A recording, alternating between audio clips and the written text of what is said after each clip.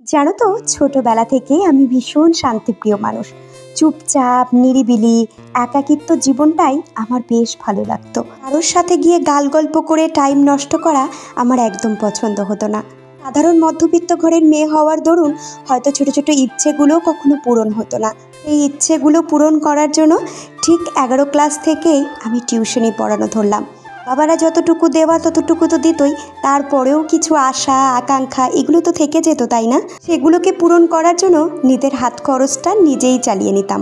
আর শ্বশুরবাড়িতে এসেও সেটার মিস্টেক আমি একদমই করিনি। হয়তো একটু কষ্ট হয়েছে এই জায়গাটা তৈরি করতে, তবে চেষ্টার কখনো আমি বৃথা হতে দেইনি। দেখো, মাস গেলে আমি যেই আর্নিংটা করি সেটা দিয়ে দিব্যি আমার ছোটোখাটো ইচ্ছাগুলো আমি পূরণ করে নিতে পারি। তার সাথে আমার ভালোবাসার মানুষগুলোকেও আমি একটু আধটু জিনিস দিয়ে তাদেরকে খুশি করতে পারি। আমি এতটাই শান্তির প্রিয় মানুষ, ভগবান ঠিক খুঁজে খুঁজে আমাকে একটা নির্ঝামেলার সংসারের মধ্যে দিয়ে দিয়েছে।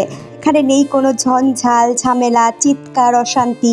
জানো তো, ছেলে আসাকালীন আমি আরও চুপচাপ থাকতাম, কিন্তু ছেলে হওয়ার পরে হয়তো একটু গলাটা বেড়ে গেছে।